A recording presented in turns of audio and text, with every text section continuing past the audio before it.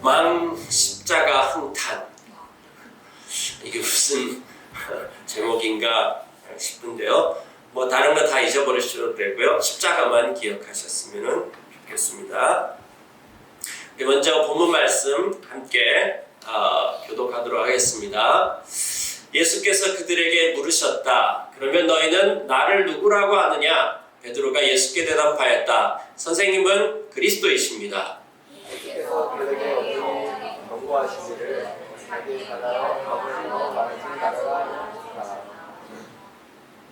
그리고 예수께서는 인자가 많은 고난을 받고 반드시 많은 고난을 받고 장로들과 대제사장들과 율법학자들에게 대책을 받아 죽임을 당하고 나서 사흘 후에 살아나야 한다는 것을 그들에게 가르치기 시작하셨다. 예수께서 드러내고 이 말씀을 하시니 베드로가 예수를 바짝 잡아당기고 내게 항의하였다. 그러나 예수께서는 돌아서서 제자들을 보시고 베드로를 꾸짖어 말씀하셨다. 사탄아, 내 뒤로 물러가거라. 너는 하나님의 일을 생각하지 않고 사람의 일만 생각하는구나. 그리고 예수께서 제자들과 함께 무리를 불러내고 그들에게 말씀하셨다. 나를 따르려고 하는 사람은 자기를 부인하고 자기 십자가를 지고 나를 따라오너라. 아멘. 중국어 고사성어 가운데 하나가 망양흥탄이라고 하는 단어가 있습니다. 이 망양흥탄이라고 하는 단어 한 글자 한 글자가 오면은 바라볼 망에다가 바다양이죠. 대양하잖아요. 그러니까 바다를 바라보면서 흥하는 건 뭐냐면요. 탄이라고 하는 건요, 감탄이 흘러나오다 라고 하는 것입니다.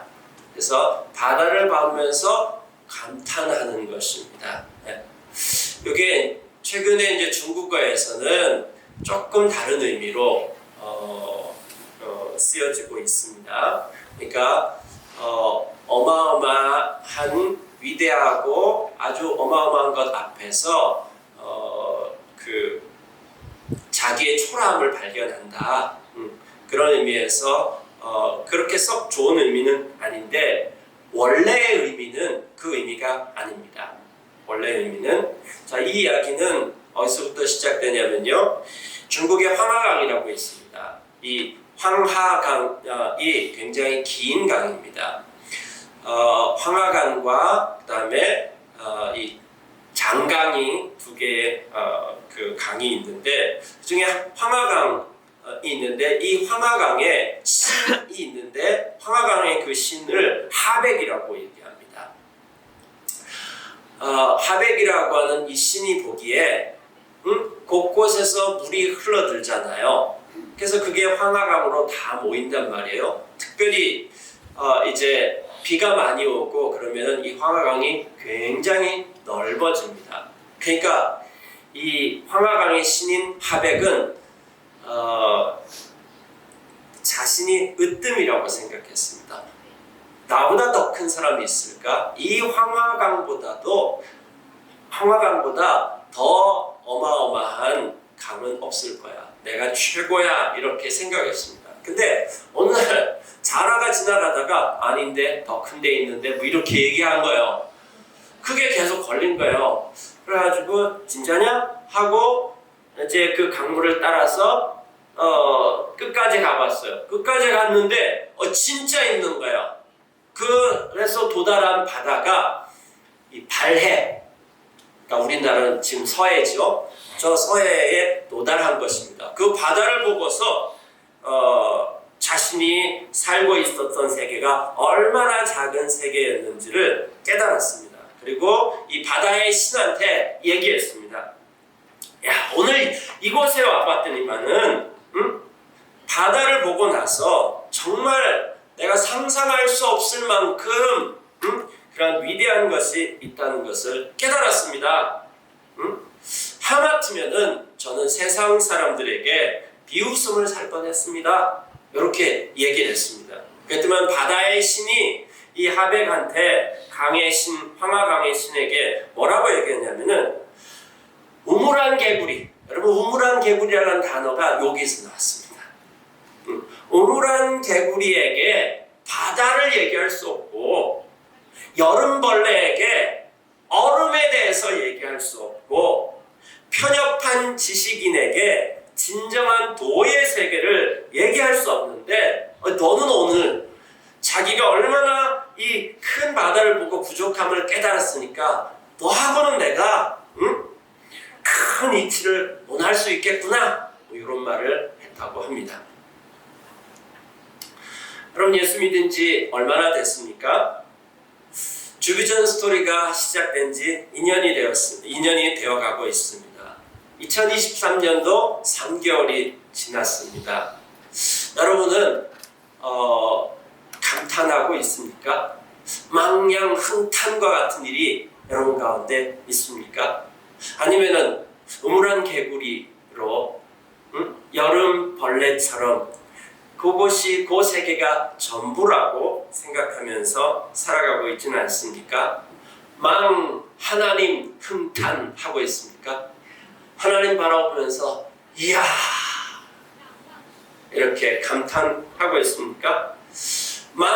성경 흥탄하고 있습니까? 성경을 바라보면서 마치 이 거대한 바다보다도 더 깊고 더 넓은 그 하나님 나라 이 성경의 스토리를 보면서 흥탄하고 있습니까? 탄성이 나오고 있습니까? 여러분들은 목장 흥탄하고 있습니까?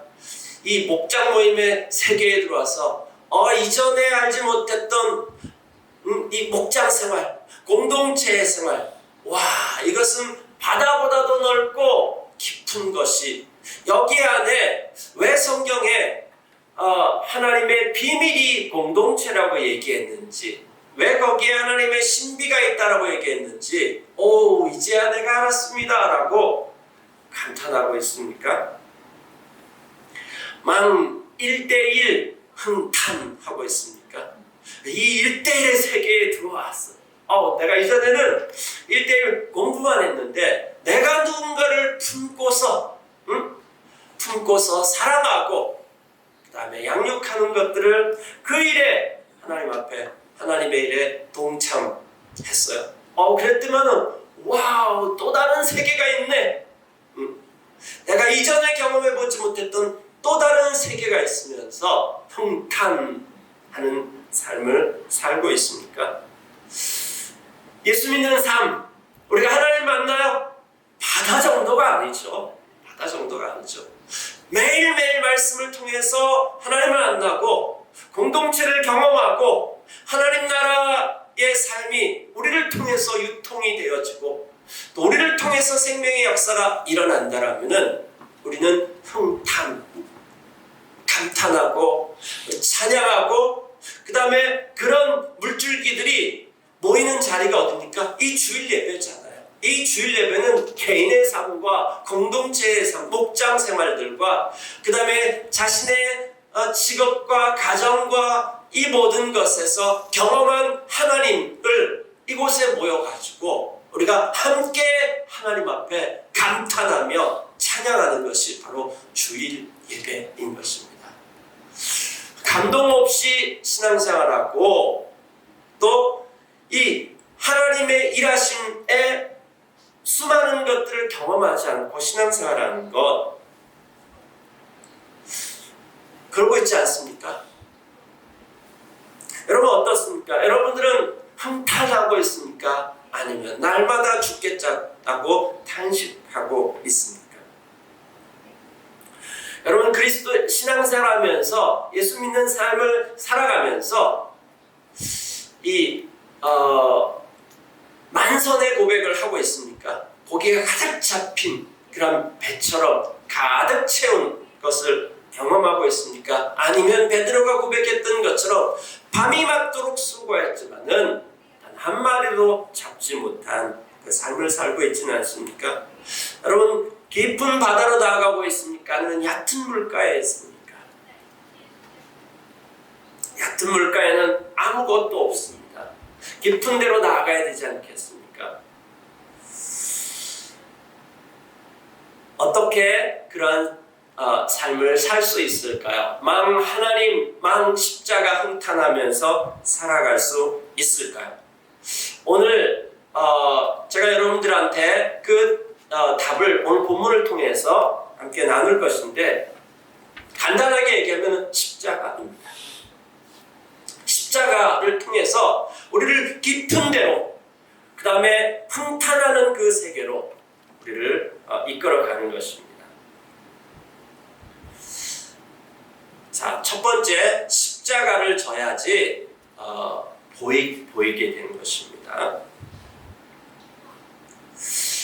우리가 마가복음을 지금 묵상하고 있습니다. 그럼 마가복음은 예수님이 복음이고 예수님이 세상의 왕이라고 소개하고 있는 것입니다. 마가가 로마 교회에게 그렇게 소개하고 있는 거죠. 그 당시 로마에 있어서는 로마의 황제가 복음이고 로마의 황제가 세상의 왕이다, 평화를 가져다 주는 왕이다라고 이야기했는데, 그게 아니라 예수님이 진정한 복음이고 진정한 왕이다라고 하는 것입니다. 그것을 어떻게 소개하고 있느냐? 이 마가복음의 구조를 보면요, 1장부터 9장까지는 갈릴리, 이스라엘의 북부 지방이죠. 갈릴리 지역에서 예수님이 사역하신 내용입니다. 약 2년 6개월 동안 갈릴리에서 사역을 하셨습니다.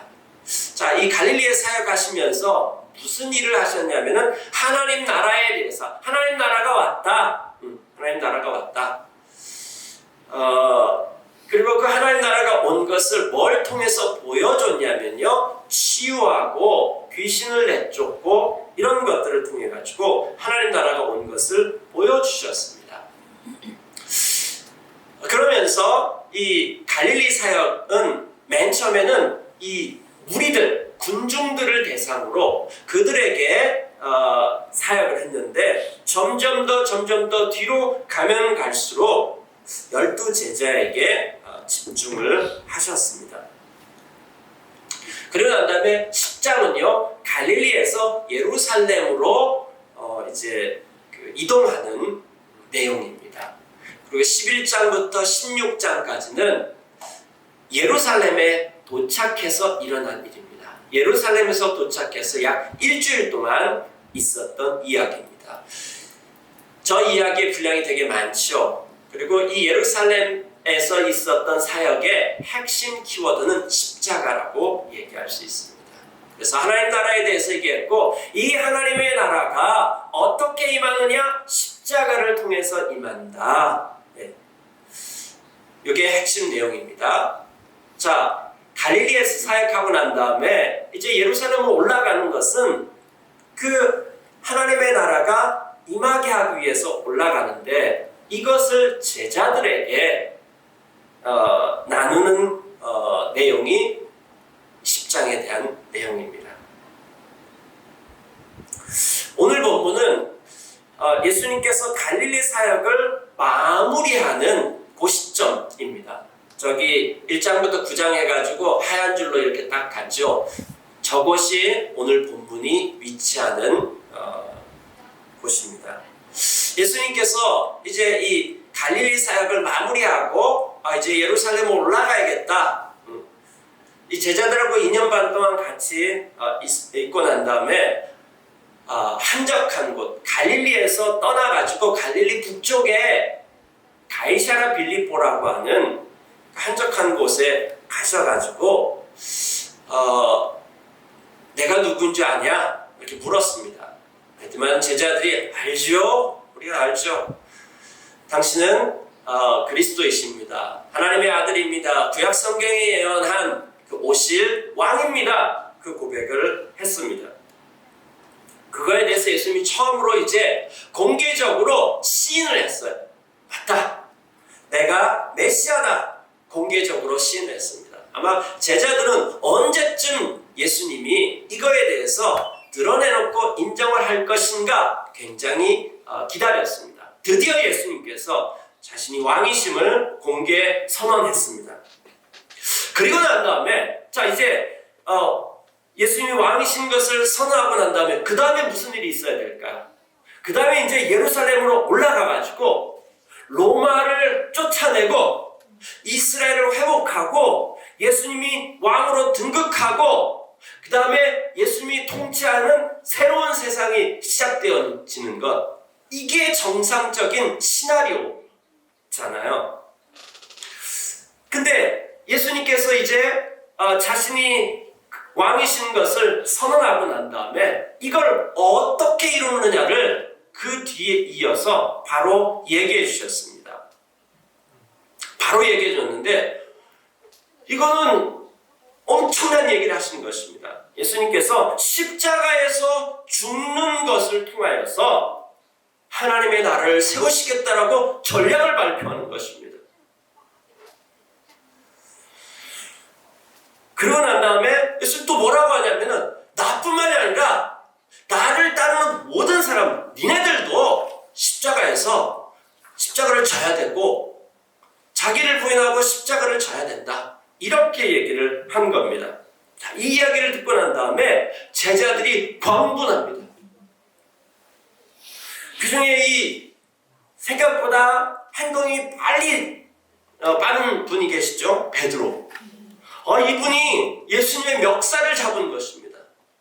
예수님 멱살 잡고 난 다음에 거의 하나님 까불면 죽고 뭐 이런 수준인 것입니다. 멱살을 잡고 난 다음에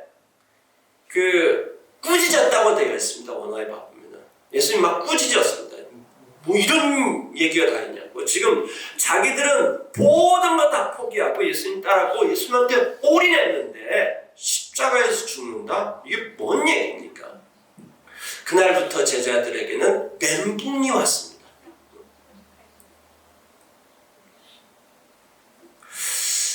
그래서요, 저 지금 하얀 줄 쳐진 데부터 시작해가지고 예루살렘 올라갈 때까지 어떤 일이 있었냐면요, 예수님께서 3번이나 반복해서 계속 십자가 이야기를 해주십니다. 제자들은 계속 멘붕이었습니다. 이걸 받아들일 수가 없었어요. 제자들은 안 들으려고 하고 예수님 저 얘기하면은 안 들으려고 하고 깨달으려고 하지 않고 묻기조차도 두려워했다라고 이야기했습니다. 그런데 저 부분에 있어서 저 하얀 줄 쳐진 부분부터 10장까지 저게 기간으로는 한 6개월 정도 되거든요. 자, 저 기간 동안에 예수님께서 계속 십자가 얘기를 하는데 제자들은 안 들으려고 했고요. 근데 저 제자들의 모습을 얘기하는데 재미있는 구조가 있습니다. 자, 이 부분이죠. 이 부분에서 구조를 봐보면은 이런 구조로 되어 있습니다. 자, 제자들 이야기가 8장 27절부터 10장 45절에 나오는데 그 이야기의 앞뒤로 두 소경 이야기가 나오고 있습니다. 첫 번째 소경은 베세다의 소경입니다. 베세다는 이 가버나움 베세다 그 갈릴리 북부 마을 중에 하나죠. 베세다의 소경 이야기가 나오고요. 그 다음에 이제 여리고는 예루살렘으로 거의 도착했어요. 거기서부터 이제 예루살렘 산 쪽으로 올라가는 길입니다. 그래서 예루살렘 도착하기 바로 직전 거기 여리고라고 하는 동네에 바디메오라고 하는 소경이 있었는데 이 바디메오 이야기, 요 두 소경 이야기가 마치 괄호처럼 이렇게 되어져 있습니다. 그리고 그 안에 제자들 이야기가 있는 것입니다. 그럼 이걸 통해서 뭘 얘기해 주려고 할까요? 마가는 지금 제자들이 소경 같다라고 하는 이야기를 해주려고 하는 것입니다. 이 베세다 소경을 치유하는데 거기서도 이전의 소경을 치유하는 것과 예수님이 좀 다르게 치유하는 부분을 볼 수 있어요. 소경을 치유하는데 예수님께서 그 소경에게 안수를 해요. 안수를 하고 난 다음에 이 소경이 눈을 떠서 보는데 사람들이 눈을 떠서 보이긴 보이는데 나무 같은 것들이 걸어 다닙니다. 뭐 이렇게 얘기하는 거예요. 그러니까 사람이 걸어 다니는데 이게 사람인지 나무인지가 불분명하고 모호하다라고 하는 것이죠. 네. 그리고 난 다음에 또다시 한번 손을 얹어서 기도했더니만은 눈이 시력이 회복되어져 가지고 그래서 똑똑하게 보이게 되었다라고 하는 거죠. 저는 눈이 굉장히 나쁘거든요. 그래서 매번 갈 때마다 안경을 새로 맞출 때에 이제 시력 검사를 하잖아요. 그 시력 검사할 때 보면은 뭐 흐리게 했다가 또 이렇게 초점이 잘 맞춰졌다. 그런 검사 눈 좋으셔가지고 한 번도 안 해본 적 없으세요? 예, 이게 조금만 해도 초점이 안 맞으면은 굉장히 이렇게 불편합니다. 저는 날씨가 이렇게 심하고 하기 때문에 안경을 벗고 20-30분 있으면 뭐 머리가 아파지고 그 다음에 안경을 맞추고 난 다음에도 이게 초점이 제대로 맞춰졌느냐 이게 되게 중요하거든요. 그게 제대로 안 맞춰졌으면은 굉장히 불편합니다. 그냥 일상생활을 할 수 없을 정도로 불편하게 되는 거죠. 이 벳세다의 소경을 예수님이 이전에는 그냥 한 번 말 한마디도 고치시고 그랬는데 이 벳세다의 소경은 왜 이런 방식으로 고쳤을까요? 지금 이 소경 고치는 걸 통해 가지고 뭔가를 얘기하려고 하는 것입니다. 제자들의 상태가 바로 이 소경의 상태와 비슷하다라고 얘기를 해주고 있는 것입니다. 뒤에 바디메오도 원래부터 소경이었던 자가 아닙니다. 이 바디메오가 예수님한테 뭐라고 얘기하냐면 다시 보게 되기를 원합니다. 원래 봤던 사람인데 그 다음에 이게 안 보이게 됐는데 다시 보고 난 다음에 단순하게 눈 뜬 이야기가 아니라 눈 뜨고 난 다음에 그가 예수님이 가시는 길을 따라갔다라고 이야기하고 있습니다. 자, 아무튼 간에 이 두 소경 이야기의 중심에 제자들의 이야기가 있는 것입니다. 이 제자들은 예수님을 따랐죠. 자기의 모든 것을 내놓고 예수님을 따랐는데 그래서 예수님이 그리스도인가에 대해서 알았어요. 그리고 그걸 고백했단 말이죠. 당신이 왕이십니다. 우리가 기다리던 바로 그 메시아입니다. 여기까지는 좋았어요. 여기 눈이 뜨여졌어요. 그런데 아직 뭐예요? 예수님이 그것을 이제 어떻게 이루시냐라고 얘기했을 때 십자가로 이를 이룬다라고 한다면은 광분하는 것이죠. 예수님이 왜 지금 이렇게 가시는지에 대해서 초점이 안 맞춰진 상태의 모습이 8장 27절부터 10장 45절까지 계속 나오고 있는 것입니다. 그들에게 있어서 제자들은 예수님에 대해서 알긴 알았는데 모호했습니다. 이 복음서에 있는 제자들은 더 이상 나가지를 못해요. 거기에 머물러 있는 거예요. 얕은 물가에 있고 더 이상 깊이 가지를 못하고 있어요. 보이지가 않아요. 모호해요. 뿌옇게 보일 뿐입니다. 제자들은 하나님의 나라, 메시아가 왔으면 좋겠다. 하나님의 나라가 임하기를 원하는데 그게 어떤 방법으로 오냐면은 세상 나라의 방법으로 구원은 하나님의 나라인데 삶은 세상 나라의 방법. 그래서 영광을 추구하고 크고 높고 그 다음에 첫째 되고 그 다음에 누가 높은 자리에 올라가느냐 권력 이런 것을 추구합니다. 그래서 조기간 동안에 자 이제 예수님께서 왕이시라고 고백했어? 그럼 요번에 예루살렘에 올라가면은 그럼 왕으로 등극할 거란 말이지. 왕으로 등극하면 이제 우리 중에 이 12명 중에 누가 제일 높은 자리에 올라갈 것인가?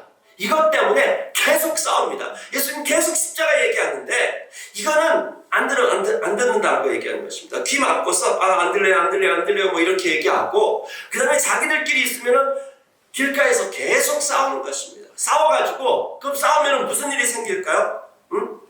그 안에서 분노가 막 생겨요. 어느 날은 야고보와 요한이 예수님 조용히 찾아가지고 그 엄마도 또 와가지고 부탁을 하는 거죠. 예수님 요번에 올라가면은 그 좌편 우편은 우리 요한하고 야고보 안 되겠습니까? 뭐 이렇게 얘기를 하는 거죠. 나중에 10명의 제자들이 이걸 알고 난 다음에 또 막 분노하는 거죠. 광분하는 거죠. 안 봐도 비디오죠. 베드로가 가만히 있었겠습니까? 네. 뭐 그렇게 그 다음에 그렇게 하다 보니까 서로 간에 이 말빨 센 사람들이 있잖아요. 말빨 센 사람들이 또 말을 하고 뭐 나이로 누르고 뭐 이렇게 하니까 또 그 안에서 좀 조용한 성격 가진 사람들은 상처받아가지고 막 힘들어하고 그래서 예수님이 뭐라고 얘기했냐면은 지금 제자들의 이 상태가 지옥을 만들어내고 있다. 여러분 지옥이라고 하는 이 말은 예루살렘의 서남쪽에 있었던 쓰레기 소각장 그거를 상기시키는 겁니다. 거기에 이제 시체도 태우고요. 거기에 우상 숭배했던 자리고, 그 다음에 거기에는 늘 불이 있고, 그 다음에 연기가 있고, 냄새도 안 좋고, 지옥이 있다면 저런 곳일까 했던 그 장소인 것입니다. 지금 제자들 공동체가 하나님 나라를 외치는데, 그 안에 벌어지는 그 모습은 지옥을 만들어내고 있는 것이죠. 이것이 바로 똑바로 보지 못하는 것이죠. 똑바로 보지 못하고 그리고 거기엔 감탄할 만한 것들이 아무것도 없습니다. 똑같네입니다. 똑같네. 하나님 나라 외치는데 우리랑 똑같네. 뭐 이런 것밖에 나올 것이 없는 것입니다. 예수님을 왕이라고 하면서 십자가는 안 지려고 해요. 네. 기독교에서 십자가를 딱 빼버리는 것이죠. 그러면은 기독교는 윤리밖에 될 수 없는 것이죠. 도덕 정도밖에 될 수 없는 것이죠. 이런 모습이 성경에 여기에만 있는 것이 아닙니다. 출애굽할 때에도 이와 같은 일들이 있었습니다. 이스라엘 백성들이 이제 모세가 와가지고 바로왕한테 하나님이 나를 보내셨고 내 백성들을 광야에 데리고 가서 거기서 예배하라고 했습니다. 이 말을 안 들으면은 이제 이런 벌을 받게 될 것입니다. 10가지 재앙 사건을 이렇게 쭉 얘기합니다. 그때 처음에는 이 바로왕이 거절하고 그 다음에 두 번째, 세 번째 하다가 이게 진짜 하나님께로부터 온 거에 대해서 깨닫고 난 다음에 그 다음에 얘기합니다. 첫 번째 얘기할 때 뭐라고 얘기합니까? 자, 가라! 너희들이 가서 예배 드리는데 이 땅 안에서만 예배 드리라. 그랬더니는 모세가 어떻게 합니까? 좋습니다. 이렇게 얘기하지 않았어요. 이 땅 안에서 안 됩니다. 그러면 그 다음에 뭐라고 얘기해요? 좋다. 광야로 가라. 근데 너무 먼 광야는 안 된다. 이렇게 또 얘기합니다. 그러고 난 다음에 이제 재앙 문제가 해결되니까 또 말을 번복해가지고 못 가. 이렇게 얘기합니다. 그래서 또 다른 재앙이 있었죠. 그 다음에 이번에는 바로가 또 항복을 합니다. 항복하면서 뭐라고 그래요? 남자들만 가라. 애들하고 여자들, 노인네들 다 안 돼. 남자들만 잠깐 가서 예배드리고 와 라고 이야기합니다. 이거에 대해서 모세가 안 받아들이죠. 그 다음에 재앙 문제가 또 해결되고 나니까 그 다음에 또 못 가게 하는 것입니다. 그래서 또 다른 재앙이 있었죠. 그때면 이번에는 어떻게 합니까? 바로가 진짜 내가 잘못했어 라고 얘기하면서 뭐라고 얘기합니까? 자, 그러면은 사람들만 갔다 와. 너희들의 소와 양, 소유들은 다 놓고 여기다 놓고 사람들만 갔다 와. 지금 바로왕이 파라오가 지금 계속해서 얘기하는 것이 무엇입니까? 너희들이 갔다가 반드시 돌아와야 돼. 요 얘기를 하고 있는 것이죠. 멀리 못 가게 만드는 것이죠. 그리고 맨 마지막에 이제 열 번째 재앙 하고 난 다음에는 다 가져가라. 빨리 가라. 이렇게 했던 것이죠. 여러분들은 예수님을 믿고 난 다음에 그분이 왕이시고 예수님 내 삶의 주인이라고 고백하는데 십자가를 지는 삶을 살지 않는다면 여전히 소경으로 살아가고 있는 거야. 모호한 삶을 살아가고 있는 거야. 멀리 나가지 못하고 얕은 물가에 있는 삶을 살아가야 되는 것이고, 거기에는 하나님의 은혜, 하나님의 나라에 대해서, 나라가 임하는 것들, 거기에 감탄할 만한 것들이 아무것도 없고 그냥 자기 세계 안에 빠져가지고 아무런 하나님을 경험하고 하나님 나라가 임하는 것을 경험하고 열매가 맺혀지는 그 풍성한 삶에 대해서는 알지 못하는 삶인 것입니다. 십자가를 알지 못한다라고 하면은 안 보이는 것입니다. 소경처럼 살 수밖에 없는 것입니다. 자, 두 번째, 십자가를 져야지만이 하나님의 나라가 임한다라고 하는 것입니다. 자, 십자가를 진다는 말은 무슨 말일까요? 십자가를 진다는 말을 우리는 흔히 이렇게 오해할 수 있습니다. 예수님께서 십자가에서 죽으시고 부활하는 스토리는 힘들겠지만 방해하는 세력들이 있고 그래서 힘들겠지만 결국은 이겨낸다, 이런 스토리로 이해하는 사람들이 많이 있습니다. 그러나 그렇지 않습니다. 여기서 이제 우리가 두 가지 물어야 될 것이 있는데, 십자가를 진다는 이 얘기가 도대체 무슨 말인가 하는 것이고, 또 하나는 그게 어떻게 하나님의 나라가 임하는 방법인가? 다른 방법 없는가?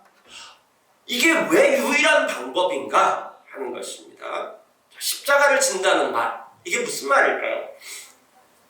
33절, 34절의 말씀을 봐보면은 이런 것을 좀 발견할 수 있습니다. 다시 한번 봐보죠. 그러나 예수께서는 돌아서서 제자들을 보시고 베드로를 꾸짖어 말씀하셨다. 사탄아, 내 뒤로 물러가라. 너는 하나님의 일을 생각하지 않고 사람의 일만 생각하는구나. 그리고 예수께서 제자들과 함께 무리를 불러놓고 그들에게 말씀하셨다. 나를 따라오려고 하는 사람들은 자기를 부인하고 자기 십자가를 지고 나를 따라오너라. 자, 하나님의 일, 그 다음에 자기를 부인한다, 자기 십자가를 진다, 그 다음에 예수님을 따른다, 이런 말이 있는데 여기 다 같은 말입니다. 자, 십자가를 진다는 말이 바로 자기를 부인한다는 말이 되고요, 이것이 하나님의 일이라고, 하나님이 일하는 방식이라고 그렇게 이야기하고 있습니다. 지금 이게 무슨 말일까? 요거에 대한 반대말을 한번 생각해 보면 좀 더 풍부하게 이해를 할 수 있습니다. 자, 십자가를 진다는 말의 반대말은 뭘까요? 네. 십자가를 지는 것의 반대말은 다른 사람을 십자가를 못 박아버리는 것이죠. 십자가를 지는 삶을, 내가 거기에 못 박히는 삶을 살고 있는가, 아니면 내가 누군가를 못 박는 삶을 살고 있는가라고 하는 것이죠. 자, 십자가를 진다는 말은 내가 거기에 못 박힌다라고 하는 말이 되는 것입니다. 자기를 부인한다. 이게 반대말은 뭘까요? 자기를 주장하는 것입니다. 자기를 주장하는 것. 이것이 사람의 일이다. 다른 말로 하면은, 자, 하나님의 일이다. 이게 하나님 나라가 작동하는 방법이다. 라고 하는 것이고요. 그 다음에 십자가에 못 박는다. 자기를 주장한다. 이 얘기는 무엇입니까? 자기를 주장한다는 말은 내가 내 인생의 주인이 되어가지고, 내가 내 인생의 왕국의 왕이 되어가지고 살아가는 것이죠. 내 마음대로 사는 삶인 것이죠. 내 뜻이 이루어지는 삶. 십자가를 지는 삶은 뭐냐면은 나의 뜻을 내려놓고 하나님의 뜻이 이루어지는 것. 하나님의 말씀 앞에 순종하는 것입니다. 하나님을 왕으로 모시고 그 하나님 앞에 순종하는 것이죠. 근데 자기 주장, 자기가 하나님에 대해서 하나님이 되고 자기가 왕이 되고 자기의 뜻대로 모든 것이 이루어져야 된다라고 하면은 이것이 안 이루어질 때는 어떻게 할까요? 죽이는 거예요. 이게 바로 십자가입니다. 로마 제국의 통치 방식이 십자가입니다. 그 로마 제국의 통치 방법이 십자가인데 어떻게 통치할까요? 로마가 통치하는 그 세상에 선포하는 것입니다. 만약에 우리 말을 듣지 않는다라고 하면은 니네를 이런 식으로 죽일 거야. 우리 말 앞에 고분고분하게 순종하지 않으면 너를 이런 식으로 만들어 버릴 거야. 그러니까 말 잘 들어 라고 하는 것입니다. 누군가가 내 뜻에 대해서 반대하고 나를 무시하고 나의 세계에 침범해서 들어오면은 가차없이 십자가에 못 박아버리는 것. 이것이 자기를 주장하는 삶인 것입니다. 이것이 세상 나라가 작동하는 방식인 것입니다. 그래서 내 뜻을 거스르면 수단과 방법을 가리지 않고 제거해버리겠다라고 하는 선전포고인 것이죠. 온갖 방법을 통해 가지고 십자가에 못 박아버리는 거죠. 네가 날 이렇게 무시했어? 그럼 우리는 말로써 행동으로써 여러 가지 방법을 통해 가지고 누군가를 십자가에 못 박는 삶을 살아가는 것이죠. 여러분, 이건 어디에서부터 시작이 됐을까요? 자, 이 세상 나라가 작동하는 이 방식은 간단합니다, 여러분. 간단합니다. 이 모든 것이 어디로부터 시작됐냐면요, 아담과 하와가 선악과를 따먹은 사건에서 시작되었습니다. 아주 단순하게 얘기하면 이거죠. 선악과를 따먹었다, 이건 뭡니까? 내 마음대로 선과 악을 판단하겠다라고 하는 것이고 내가 내 인생의 하나님이 되겠다라고 하는 사건이잖아요. 자, 여기서부터 이 세상 나라가 작동하는 패턴이 시작이 되었습니다. 그런데 우리는 아담과 하와가 옛날에 아담과 하와가 따먹었지 우리랑 무슨 상관이 있냐? 아닙니다, 여러분. 이 아담의 선악과 사건이 인류 역사가 시작되고 난 다음에, 세상 나라가 시작되고 난 다음에 계속 반복되고 있는 거예요. 실시간으로, 현재형으로 계속 반복되어져서 일어나고 있습니다. 그것이 가인에게서 일어났습니다. 가인이 아벨을 죽인 것이죠. 폭력을 휘두르는 것입니다. 바벨탑 사건에서 그 일이 나고요, 가데스 바네아에서 그 일이 나고 이스라엘의 왕들에게서 그 일이 일어나는 것이죠. 아니, 오늘 우리들에게도 이 선악과를 따먹는 사건 계속해서 반복해서 반복 재생되어 가지고 일어나고 있는 것입니다. 이 삶의 패턴에서 우리는 노예가 되어 있어 가지고 이걸 떠날 수가 없는 것입니다. 누군가가 나를 무시하고 누군가가 나에게 그런 공격을 해올 때 우리는 어떻게 합니까? 십자가에 못 박혀 죽습니까? 아니면은 반격합니까?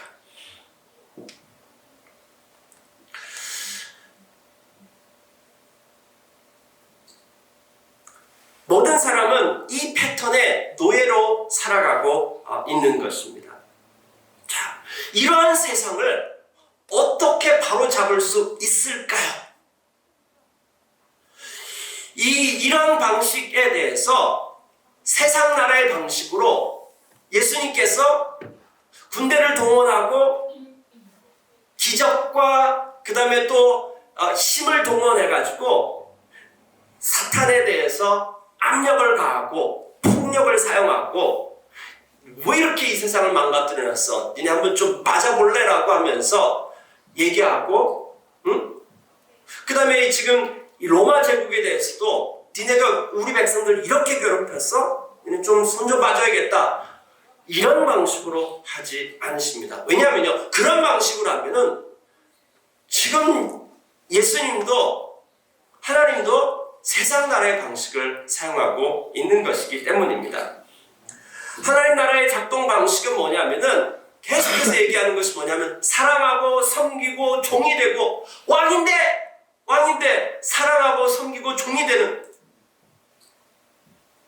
십자가에서 예수님이 그렇게 바보처럼 십자가에서 죽으셨어요. 그렇게 하지만 우리의 죄에 대한 문제가 해결되어지고 그렇게 우리를 사랑하시는 것이고, 이 방법으로만 세상 나라가 작동하는 크고 높고 이것을 추구하는, 자기의 중심으로 추구해서 지옥 같은 것을 계속해서 재생산해내는 이 삶을 멈춰서게 할 수 있는 이 놀라운 비밀은 십자가를 지는 것입니다. 내 뜻을 내려놓고 사랑하기 때문에 끝까지 말씀 앞에 순종하고 나아가기 시작했을 때 거기에 하나님의 나라가 임하고 세상 나라가 무장해제되는 일들이 일어나기 시작하는 것입니다. 여러분, 그리스도인은 십자가에 못 박겠다라고 위협하는 세상 가운데서 십자가를 지는, 예수 그리스도께서 십자가에서 죽으시고 부활하는 그것을 재생하는 사람들입니다. 무한 반복 재생하는 사람들입니다. 우리는 아담 사건을 재생하고 있습니까? 아니면은 십자가 사건을 재생하고 있습니까? 우리가 아담 사건을 우리의 삶 가운데서 재생하면은 지옥이 만들어질 것입니다. 그러나 우리가 그리스도의 십자가 사건을 오늘도 나를 부인하고 그리스도의 왕되심을 고백하고 그것을 고백하는 데 따라오는 모든 힘든 것들에 대해서 그 길로 가겠다라고 고백하면서 가기 시작할 때 거기에 신비가 있고 거기에 감탄이 있고 거기에 하나님의 나라가 임하는 일들이 있는 것입니다. 우리가 입으로 당신 내 삶의 주인이십니다 라고 해놓고 십자가를 지는 삶이 없다라면, 자기 부인하는 삶이 없다라고 한다면 아무것도 없는 삶, 밤이 맞도록 수고했지만 아무것도 없는 신앙생활을 계속할 것입니다. 창립 2주년이 되는 이 시점에 있어서 우리 교회는 어떤 교회가 되기를 원합니까? 여기서 멈췄을 것입니까? 아니면 더 깊은 데로 가야 되겠습니까? 우리가 더 깊은 데로 가기를 원합니다. 십자가의 길로 가기 원합니다. 십자가 사건을 계속해서 매주마다 반복 재생 할 때에 우리를 통해서 하나님의 나라가 임하고 십자가 흥탄하는 일들이 우리를 통해서 일어나게 될 것입니다. 함께 기도하시겠습니다.